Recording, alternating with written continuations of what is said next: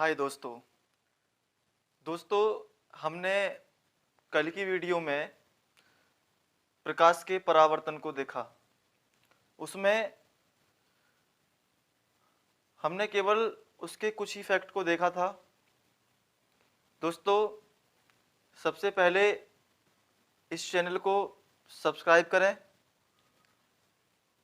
और bell icon को दबाएं ताकि आने वाली हर एक वीडियो का नोटिफिकेशन आपको मिल सके। दोस्तों इसमें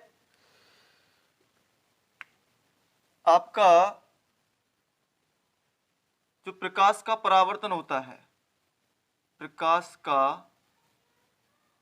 परावर्तन, प्रकाश का परावर्तन, reflection of light, reflection of light, reflection of light. इसमें क्या दोस्तों, हमने कल इसमें प्रकाश के परावर्तन को समझा, बट इसके मुख्यतः दो नियम होते हैं। इसके मुख्यतः दो नियम होते हैं। मुख्यतः दो नियम।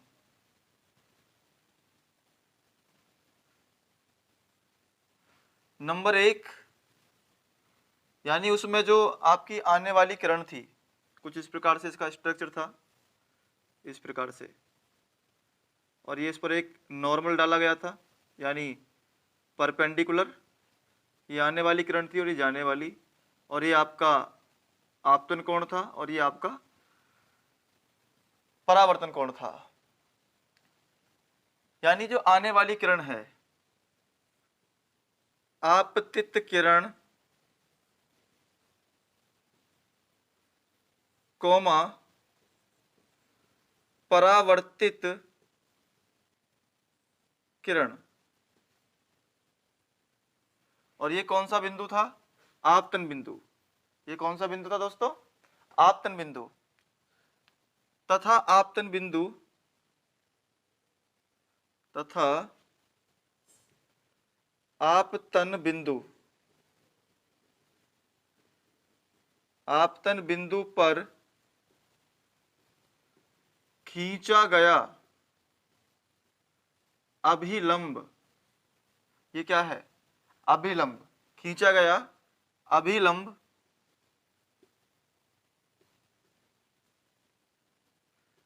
तीनों एक ही तल में, तीनों एक ही तल में स्थित होते हैं। तीनों एक ही तल में स्थित होते हैं।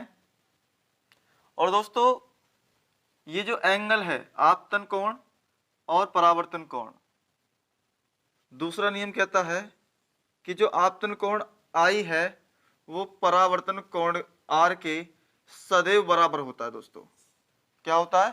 सदैव बराबर होता है। इसमें दोस्तों आगे बात करेंगे नेक्स्ट टॉपिक की, जो आपका होगा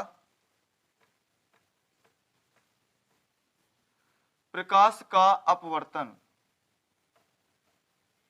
प्रकाश का अपवर्तन। इसमें जो आपका नेक्स्ट टॉपिक है वो है प्रकाश का अपवर्तन। प्रकाश का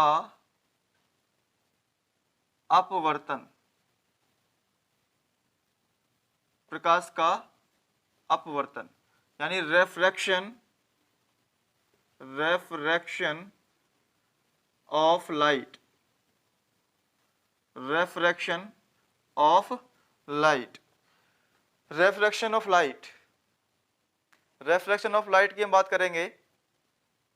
रेफ्रैक्शन का मतलब होता है कि कोई भी प्रकाश की किरण है वो एक माध्यम से आती है और दूसरे माध्यम में चली जाती है। इसमें कम से भी कम 2 मीडियम की आवश्यकता होती है। 2 मीडियम यानी 2 माध्यम की आवश्यकता इसमें होगी। दो माध्यम की आवश्यकता। जैसे यहां पर देखिए, ये कोई अपवर्तक तल है या पारदर्शी तल, इसे क्या कहेंगे? अपवर्तक तल या पारदर्शी यानी जिसमें से प्रकाश गमन कर जाए, जिसमें से प्रकाश क्या कर जाए? गमन कर जाए, निकल जाए। अपवर्तक तल या पारदर्शी पृष्ठ। कोई भी प्रकाश की किरण, ये इस पर नॉर्मल है, यानी ये इस पर अभिलंब डाला गया है। समांग माध्यम से चलती हुई कोई प्रकाश की किरण जब एक माध्यम से दूसरे माध्यम में जाती है, यानी यह आप कह सकते हैं सघन माध्यम से विरल माध्यम में जाती है, सघन माध्यम से विरल माध्यम में जाती है, तो वह कुछ अभिलंब की ओर झुक जाती है। जबकि जानी कैसे चाहिए थी? ये कुछ इस तरीके से, यानी अपने मार्ग से क्या हो जाती है? विचलित हो जाती है। अपने मार्ग से क्या हो जाती है? विचलित हो जाती है। और इस अभिलंब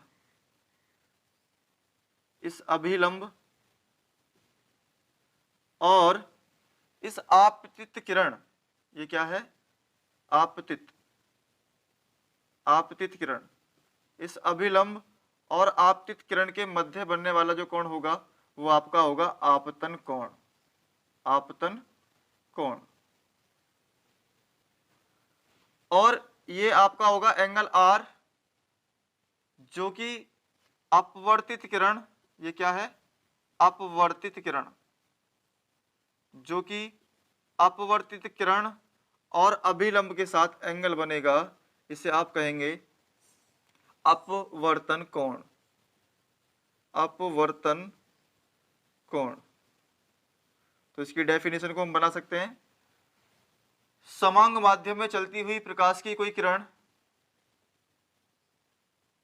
समांग माध्यम में चलती हुई प्रकाश की कोई किरण जब एक माध्यम से या सघन माध्यम से विरल माध्यम में जाती है, तो वह अपने मार्ग से कुछ विचलित हो जाती है।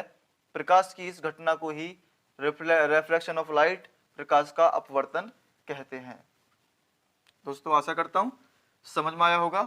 दोस्तों चैनल को लाइक शेयर जरूर करें और सब्सक्राइब जरूर करें, ताकि आने वाली वीडियो का आपको नोटिफिकेशन मिल सके और आप एक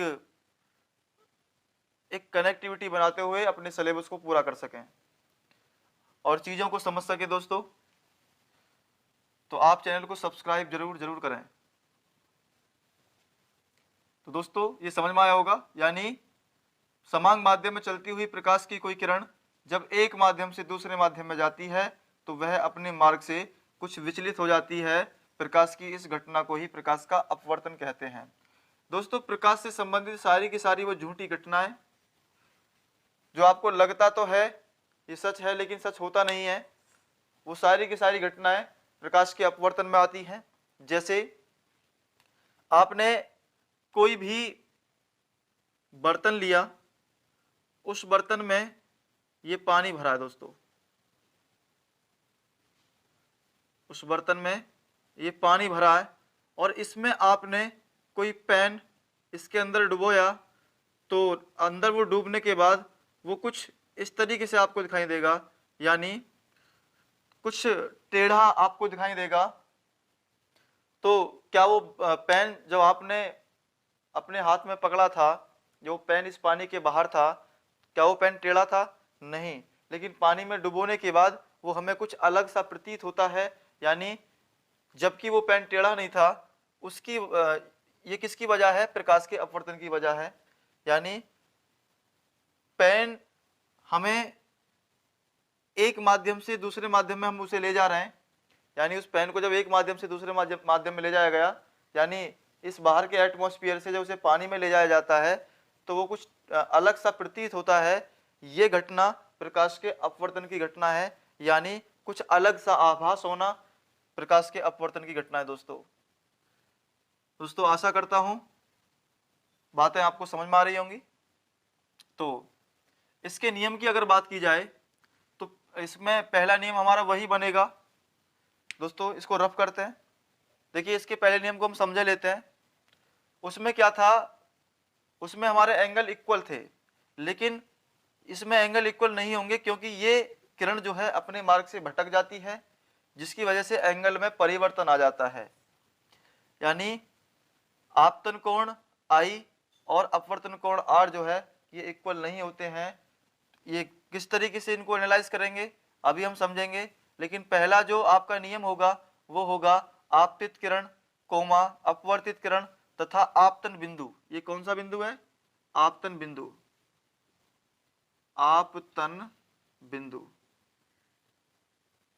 तथा आपतन बिंदु पर खींचा गया, आपतन बिंदु पर खींचा गया अभिलंब तीनों एक ही तल में होते हैं। ये इसका पहला नियम है। सेकंड नियम की हम बात करते हैं। चलो पहले नियम को हम लिखते भी हैं।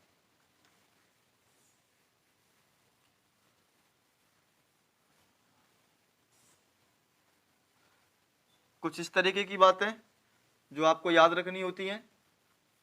इसके दो नियम होते हैं। इसके मुख्यतः तो दो नियम हैं। इसके मुख्यतः दो नियम जो एक खास रोल प्ले करते हैं इसमें। पहला आपतित किरण, आपतित किरण कोमा अपवर्तित किरण, अपवर्तित किरण तथा आपतन बिंदु, आपतन बिंदु पर खींचा गया अभिलंब,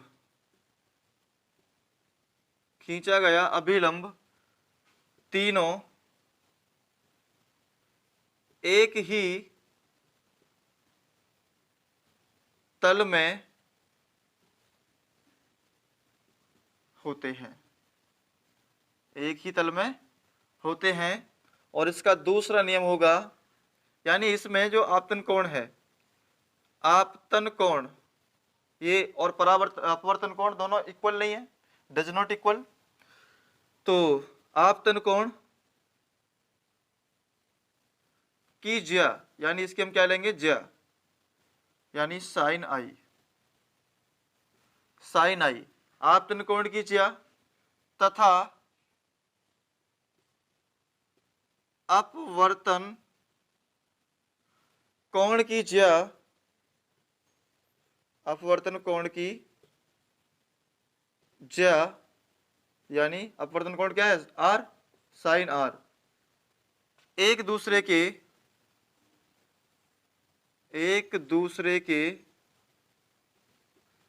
समानुपाती, एक दूसरे के समानुपाती होते हैं, एक दूसरे के समानुपाती होते हैं। फॉर एग्जाम्पल जैसे आप दिखा सकते हैं शॉर्टकट में, sine i is directly proportional to the, sine i is directly proportional to the sine r, sine r. और यहां से अगर आप इस इक्वल के साइन को लगाएंगे और प्रोपोर्शनल के साइन को हटाएंगे तो यहाँ पर एक कांस्टेंट वैल्यू आती है n, या आप इसको कहीं कहीं म्यू भी दिखा देते हैं, किसी किसी बुक में म्यू भी दिखाया गया है, साइन आर। और यहां से n की value sine i upon sine r होगी दोस्तों, sine i upon sine r. जहां ये n क्या है, जहां n इज इक्वल टू अपवर्तनांक, यानी एक नियतांक है, ये अपवर्तन पढ़ रहे हैं इसलिए अपवर्तनांक होगा। इसकी वैल्यू लगभग में आप 1.4 यूज कर लेते हैं, 1.4। दोस्तों ये था प्रकाश का अपवर्तन, हमने पढ़ लिया प्रकाश का परावर्तन, प्रकाश का अपवर्तन। इसी से रिलेटेड कुछ फैक्ट्स जो अगले टॉपिक में हम पढ़ेंगे। दोस्तों थोड़ा थोड़ा और अच्छे से पढ़ते रहिए ताकि अच्छे से आपकी प्रिपरेशन होती रहे, रिवीजन होता रहे। दोस्तों आशा करता हूँ वीडियो आपको अच्छी लगी होगी। दोस्तों वीडियो को लाइक करें, शेयर करें, सब्सक्राइब करें। थैंक यू दोस्तों।